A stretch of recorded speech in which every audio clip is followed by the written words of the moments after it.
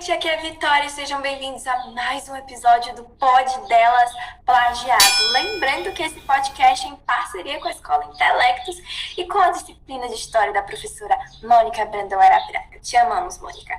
Vamos falar hoje sobre um assunto muitíssimo importante na história do nosso país, que marcou toda uma época, a abolição da escravatura. Mas antes, gostaria de dar as boas-vindas a essas mulheres maravilhosas que estão aqui comigo hoje para fazer esse episódio do podcast. Meninas, sejam bem-vindas, Raquel, Leti, Ju e Duda. Oi! Estou muito animada de fazer isso. Vamos começar, então? Raquel, você vai dizer pra gente a primeira etapa. Por quê? Não foi de uma vez, não foi aquela coisa tipo, assinou, acabou. Tem todo um processo. Conta pra gente como é que foi o início disso. Sim, Vi, é todo um processo, não foi nada fácil, né? Não foi como se a gente sentasse numa mesa, fizesse negócios, assinasse o papel e é isso, acabou.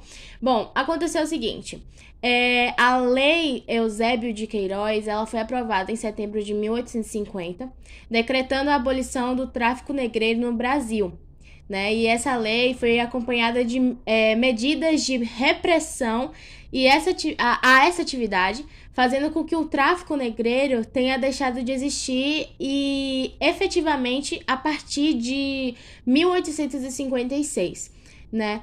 Tanto que a proibição do tráfico negreiro no Brasil foi um dos primeiros passos para que a escravidão pudesse ser de fato abolida do país.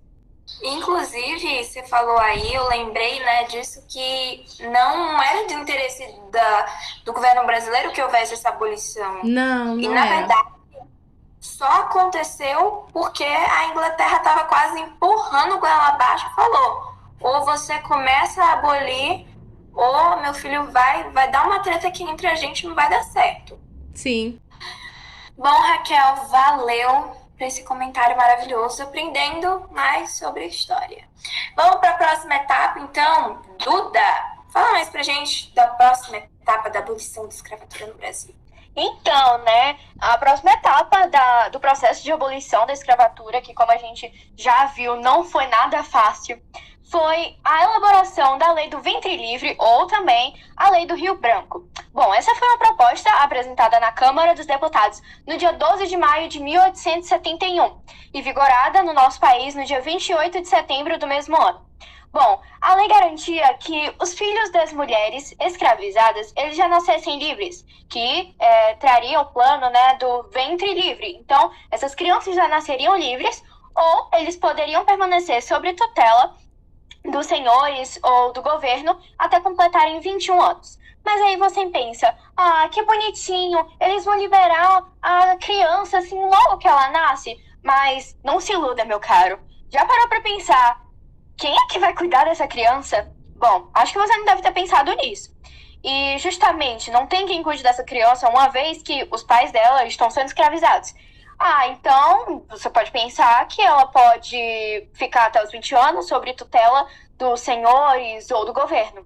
Mas acontece que o governo ele não dava nenhum tipo de apoio para esses recém-libertados. Ou seja, era assim, você tem a opção de ser livre, mas você que lute depois disso. Eles não tinham nenhum oferecimento de nenhuma promoção quaisquer para que pudesse ocorrer isso da melhor forma possível, né? Então, era muito complicado.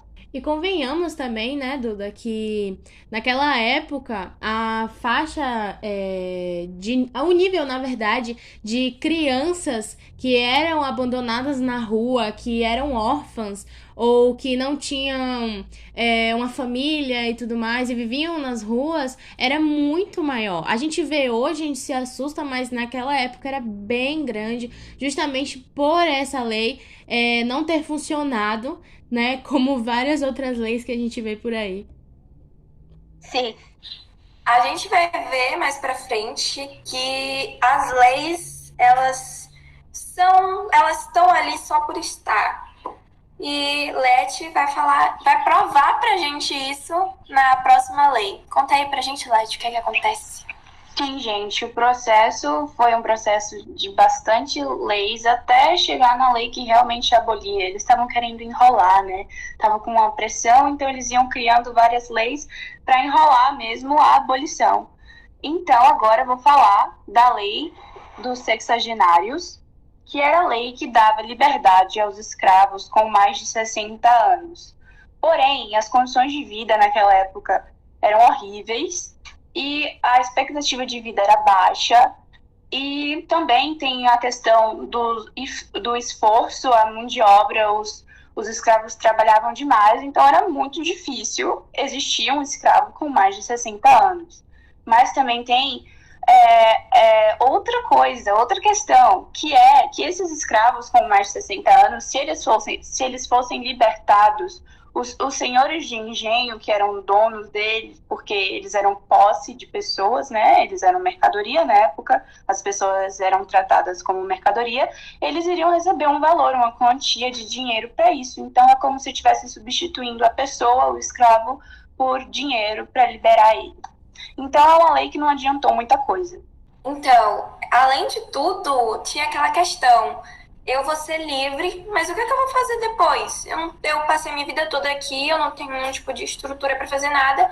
E, francamente, gente, numa sociedade onde o negro é tratado igual um objeto, quem é que vai querer contratar quase morto? Porque naquela época, primeiro, a faixa etária Difícil ter 60 anos, sim. não era alta, então já não era essas coisas tudo, a expectativa de vida. Então, um negro, gente, naquela época isso era quase um insulto você falar uma coisa assim. Ou seja, mais uma prova de que todas essas leis foram coisas só de fachada para enrolar a Inglaterra, né, que estava pressionando, como o Vi falou, goela abaixo a liberação desses escravizados, claro, por interesses pessoais, que não seria tão simples assim. E assim, né, Sim. obviamente não seria tão fofinho. Eles estavam fazendo isso só como uma coisa de fachada de enrolação, gente. Porque, poxa, se nem as pessoas mais ricas muitas vezes tinham dificuldade de chegar nessas idades avançadas, imagina aqueles que eram tratados como animais, eram como objetos. Era muito difícil. Verdade, Duda. E, gente, vai ser com essa fala de Duda aí que eu vou passar para a parte mais empolgante disso aqui. A lei que deveria acabar com tudo, a lei mais famosa de todos os tempos. Ju, fala um pouquinho pra gente sobre essa lei que prometia acabar com a escravidão de uma vez por todas. Bom, gente, então, a escravidão, né, ela acaba de fato no ano de 1888, no dia 13 de maio, quando a princesa Isabel, ela assina a tão conhecida, né, Lei Áurea. E do que se tratava a Lei Áurea? A Lei Áurea, né, prometia que todos os escravos aqui do nosso país agora eram considerados cidadãos livres. Então agora eles não eram mais escravos, eram pessoas livres. Nossa, então, que fada sensata, ela libertou todo mundo? Na verdade, não, Led, porque assim, a princesa Isabel, todo mundo acha, né, que, ai, nossa, ela era uma grande fada sensata, com um coração mole, e aí ela fez isso pelos negros. Mas não, gente, ela só fez isso porque ela estava sendo pressionada pela Inglaterra, né? Porque, como a gente sabe, a Inglaterra estava pressionando muito o nosso país para, né, pôr logo fim à escravidão. Então ela só fez isso para poder, né, não sobrar mais tarde para ela. Então não, ela não era nenhuma fada sensata. Ah, então ela só serviu para assinar o papel, só isso, né? Pois é, só. E a gente não pode esquecer, né, que na verdade a escravidão, ela vem da luta dos negros, vem da resistência deles. Então a gente tem que lembrar muito disso. Eles lutaram demais. Inclusive, sim. é uma luta que segue até hoje, não contra a escravidão, mas contra os negros.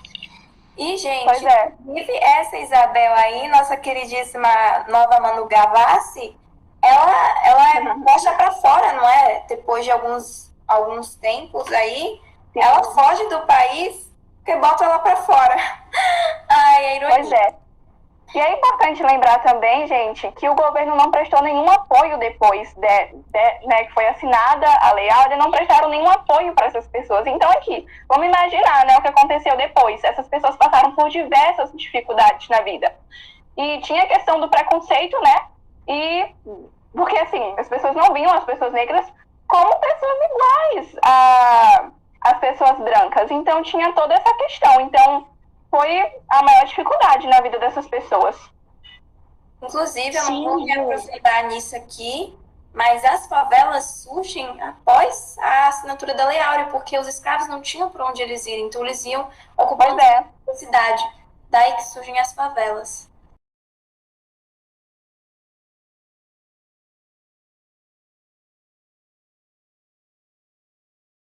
Bom, gente, estamos chegando, infelizmente, ao final do nosso podcast. Meninas, eu só tenho a agradecer. Que papo maravilhoso foi esse? Como é que foi? É a primeira podcast de vocês? Agradeço você por ter chamado a gente, né? E eu acredito que, Sim. cara, foi muito legal esse papo aqui. Rápido, mas foi muito interessante. Aprendizado. Muito aprendizado. Muito legal falar sobre. Verdade, muito obrigada pelo processo todo. convite. Então, gente, é com essa deixa, essas mulheres maravilhosas, mais uma vez ocupando a telinha aí, que eu vou me despedindo de vocês. Obrigada pela atenção e nos vemos, quem sabe, no futuro, no próximo episódio do Pod Delas Plagiado. Beijo, gente! Beijo. Tchau, beijo. Tchau, gente. Beijo.